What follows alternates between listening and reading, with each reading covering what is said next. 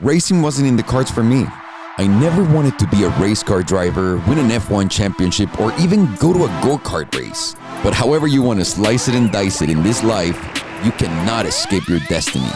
Let's go! 4 years ago, I turned 30. I was retired from filmmaking and living what I thought was going to be a calm rest of my life. That was before I opened this YouTube channel. And boy, was I wrong. I started with little videos, and those quickly turned into $100,000 episodes. Before I knew it, I was racing the baddest and fastest cars on Earth almost every weekend to share with the world. But even then, motorsports never officially caught my eye. That was until I met my friend Patricio, or as I call him, Pato. Patricio O'Ward. Patricio O'Ward. Patricio O'Ward. Patricio O'Ward. Patricio O'Ward. Pato isn't your average race car driver. He is a legend in the making. With a personality that matches his driving skills, I believe that he's destined to get to the top of the game.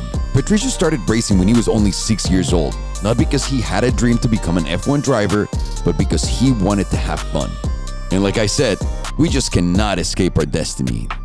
And in Pato's case, it was clear that he was meant to be on the driver's seat. At 13, he was already a champion in multiple karting categories. In 2017, Patricio was the youngest driver to ever win both the 24 hours of Daytona and the 12 hours of Sebring. In 2018, he dominated the Indy Lights category. And today, in 2019, he's racing for all the glory in the IndyCar race series. At 19 years old, Pato has made a big impact in the racing world and has proudly put all of Mexico on his back. It is my pleasure to call this champion my friend, and I couldn't be more excited for what's to come for him. This weekend is the Long Beach Grand Prix, and this is the first race I ever attended, and the first street race ever for Pato.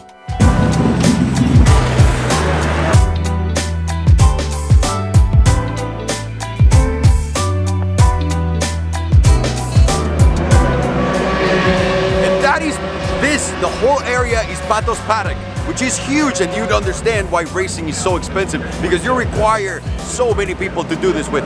Let's walk it around and we'll explain you what it is. So in this area, actually, this is for the two drivers. So they're gonna have one car right here, and then Pato's car is gonna be on the left side. Back there, they have an area for all the mechanics, engineers, and everyone on the team. And right here is for basically the drivers, so they can chill. I'm gonna show you right now all of the area there, because they have really nice facilities to go to the bathroom and to chill and relax and eat. So let's roll it.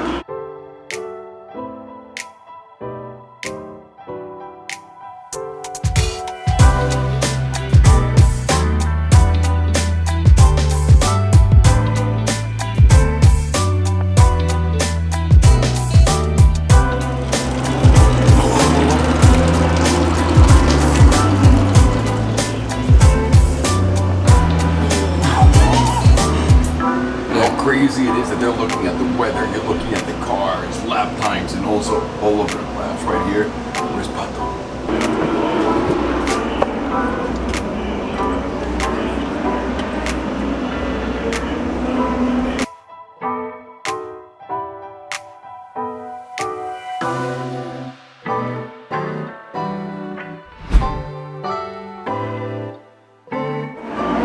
There's only tires. Look at the size of it. This is so nice. How cool is this? Alright, so this is like the general area. I had no idea. Anyone can come in here just to get a burger and anything that they want. If you want to get something more exclusive, you gotta go hide behind any gates. Wow.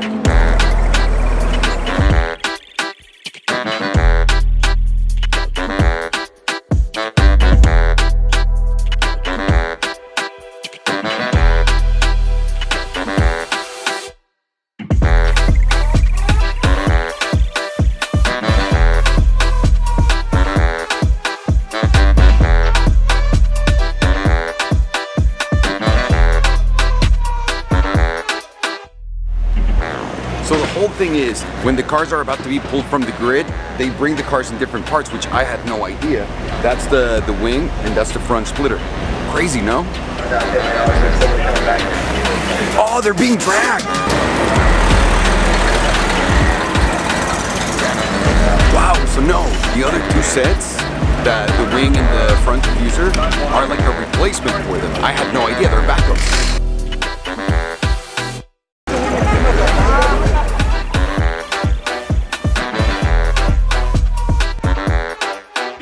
I was finally able to get Pato off the track. He's been practicing all morning. Pato, thank you for inviting me. This is this just to be clear, this is my first time ever attending a race like this. Any race. So you gotta explain to me everything. Okay. So I want to start in letting everyone know what is your team name so that everyone that's following. Okay, so I'm the driver of the number 31 Carlin Racing Chevrolet. There's two different types of engines. It's either Chevrolet or Honda. They're V6s turbos with about 750 horsepower. And how much do they weigh? Well, about 1,600 pounds, approx.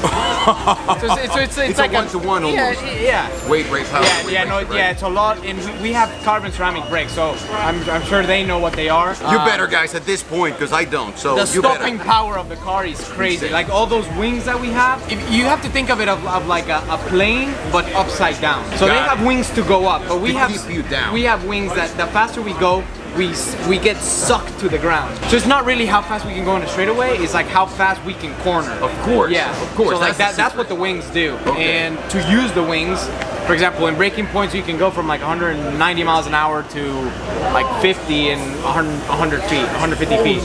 So imagine you're going 180 miles an hour and then you stop and it's like boom, there's nothing holding you. You're belted in, obviously, but your head is nothing. That's so the why neck you work is out huge. your neck, right? Yeah, that's why the neck is huge. That's why these guys are always. That looks. And this is your first year as an IndyCar driver, so right? last year I was racing in Indy Lights. Indy Lights is like the feeder series in the IndyCar. If you win the championship there, you get the entrance to IndyCar. So I won that championship and then gave me the entrance to IndyCar. My man, how old are you? I'm 19. He's 19 years old and you're a star, dude. You're a fucking star. I was watching your last race, how you were passing everyone. Oh, it was good, wasn't it? I was losing my mind just by myself in the house yelling at the TV. Oh my God, it's so exciting. It's cool. It's cool.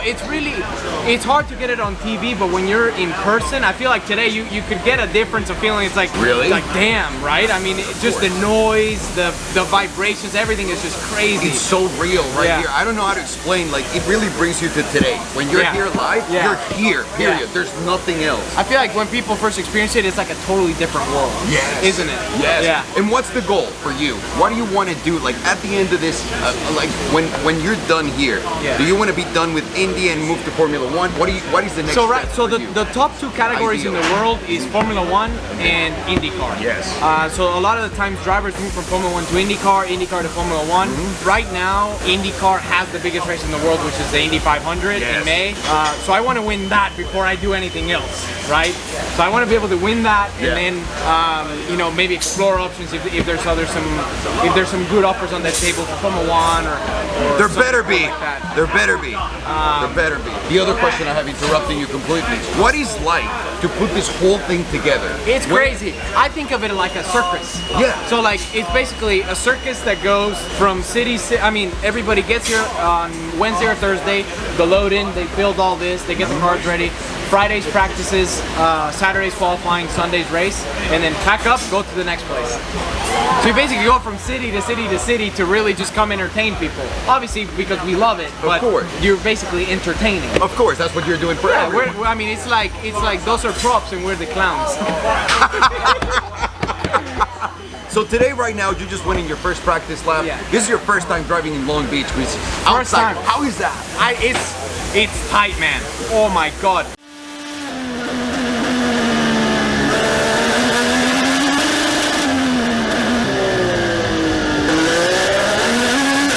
There's only a few drivers that don't know the place. I'm one of them. There's 24 cars, and the difference between those 24 cars were like 1.2 seconds. So if you think old cars, there's a 1.2 second gap. It is older final lap times just now. Yeah. So it's gonna be qualifying. Is gonna be tight. Like the difference of 1/10, it could be up to 5-6 positions in the starting grid. So you have to, I mean... All right. So today you're getting your practice in, and then tomorrow we're coming to see you qualify. Yeah, so today there's 2 practice sessions, and then tomorrow there's 1 practice in the morning, and then qualifying in the afternoon. It's a 3-round qualifying, just like Formula 1, Q1, Q2, Q3. So if you do well in the first one, you advance, and then you advance to the third one if you're one of those top 6 fastest, and then that decides the starting grid for the race. And this place is really hard to pass someone. So you want to be up there. You want to be starting up front for sure. My man. Yeah. Well, listen, I don't want to take any more of your time. I want you to focus on everything that you're doing. Go fucking kick some ass. Whatever you need, we're here for you. And dude, thank you. Thank you for having us. You guys you better follow Pato everywhere, because we're going to be following all of his races, and we're going to have a show every week or every time he races on the channel. So make sure to subscribe to that, guys. Thank you, Pato. Oh, thank you, guys.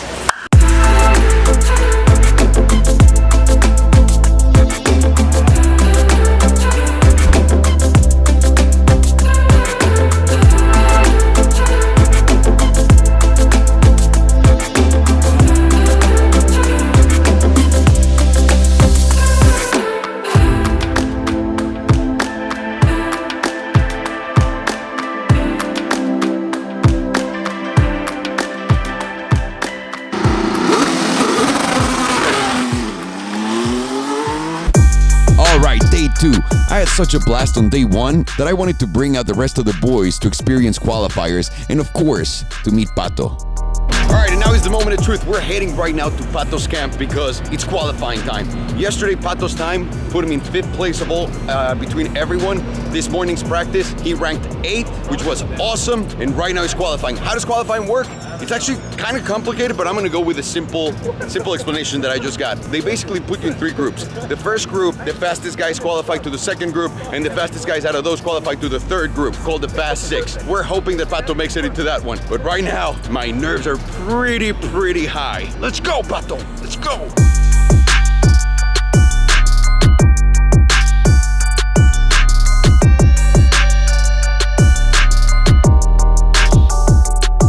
We found Pato's car, it's right here, and this is before qualifying, so they're pulling the cars into the track for qualifying, and a little surprise that Pato put in the car.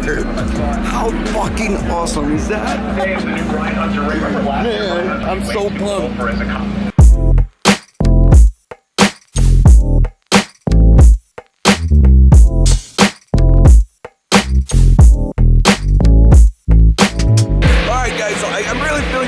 Now we're in the VIP suites, right underneath us. There's all the cars. So I'm gonna turn around the camera just so you guys see it. We're 5 minutes away from the first qualifying round, and I'm so nervous. But I think this tequila should serve as a little anesthetic, if you will.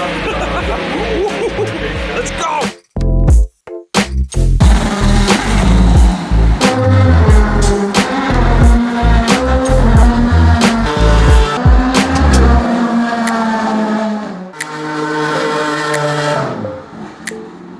We're here with Pato. He's done with the qualifying, and I'm not going to tell you what he did, Pato. So you run us through everything that happened right now. Okay, so we transferred into Q2, so there's 3 segments.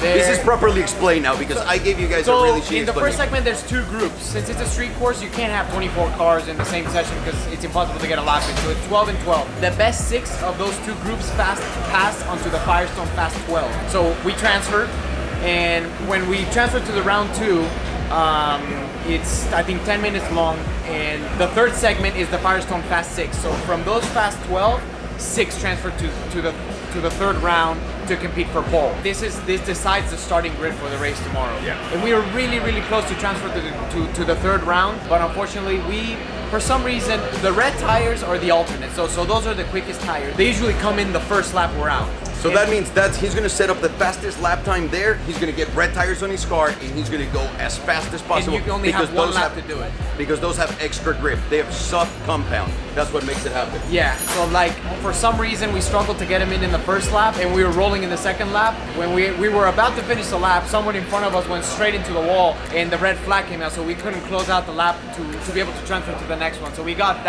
blocked off in that one, but We qualified 9th, which is strong. The times are really tight. You've never run this course before, or a street course before. I'd say 9th is really good to start. No, it was especially good. with that red flag that you got, which, by the way, when you get that red flag, you can't set the lap time. He was on pace to get 3rd or 4th place, which means he would have qualified in the top 6.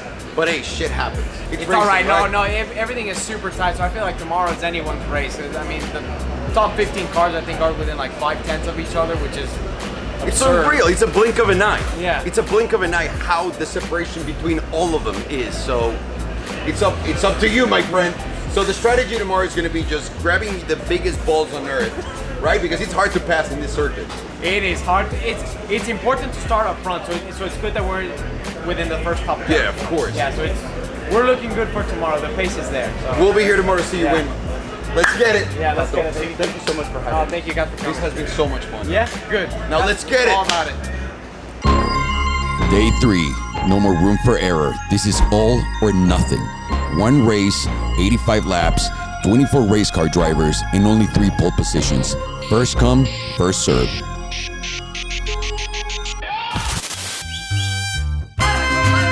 But before we get all dramatic, Pato set up a little lap for me in the double-seater IndyCar, so I can experience a third of what his body goes through on every lap, and to measure how really big his balls are. This is getting real. Yeah. How's it feeling right now? Good. Hey, from not getting into sports car into this, I'd say I'm doing pretty fucking well. No doubt. No Thank doubt. you. Those legs are shaking though. It's just the excitement.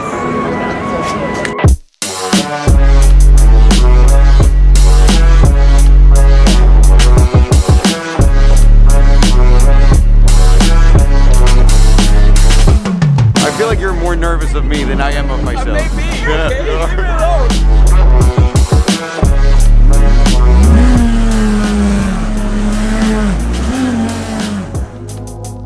All right, dude. Here we go. Let's go.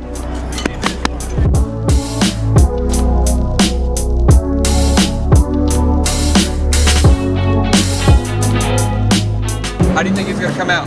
I think he's going to be a little bit excited, but shaky.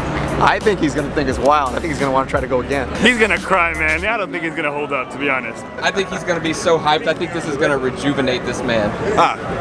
Totally. Yeah. No doubt. Yeah, Totally. yeah. Absolutely. No way. I'm not a believer.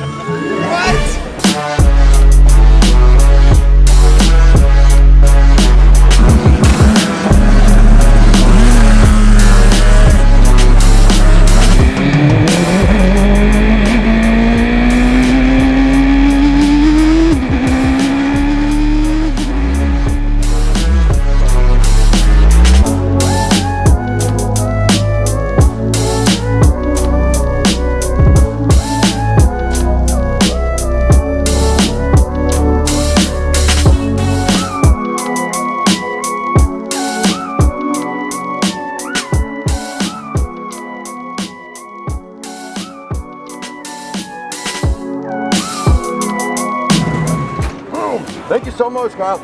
Yeah. Thanks, brother. Hey, good. Thank you so much, guys. Dude, Wow, fuck. You know, it's really intense how close they are to the wall. The torque of the car, when he like punches it, damn, and the braking is fucking amazing. And I know that it's like even like a third of what they feel, like the actual drivers. I can't imagine like what it takes for your body to get used to that shit. For 80 some laps, yeah. I don't know, I actually really enjoyed the feel of like the G-forces.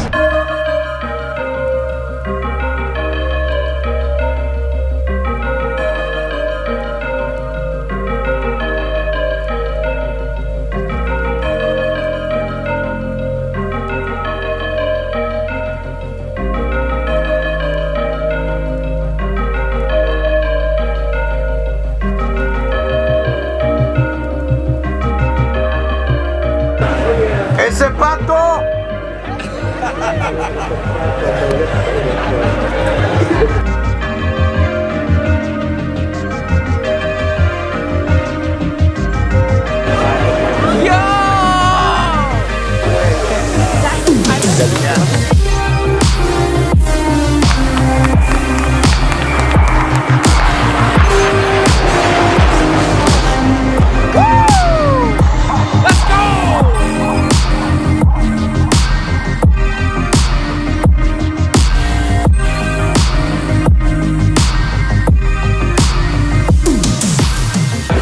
truth is here, the race is starting right about now. So what we're waiting for right now is all of the drivers to take their spot. You can tell they're all right there. And before they take their spot, Pato's gonna do they're all gonna do 85 laps around the track. Pato's starting at number 9 on the grid, and hopefully he can get all the way to number 1 by the end of the race. So, Pato, best of luck, my dude. And I'm so fucking nervous.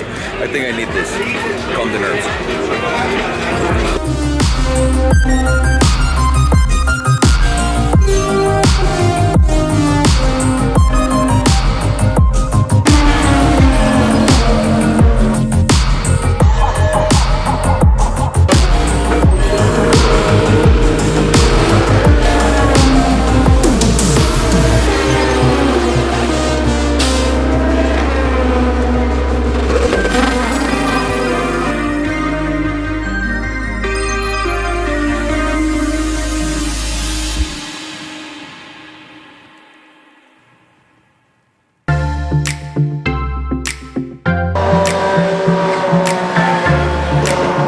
Pato ended up in 12th place. He had a rough start when his car lost power and was passed on the straights by more than 5 or 6 cars. Even then, Pato fought with everything that he had and was able to climb back up a few spots on a course where it's really hard to pass.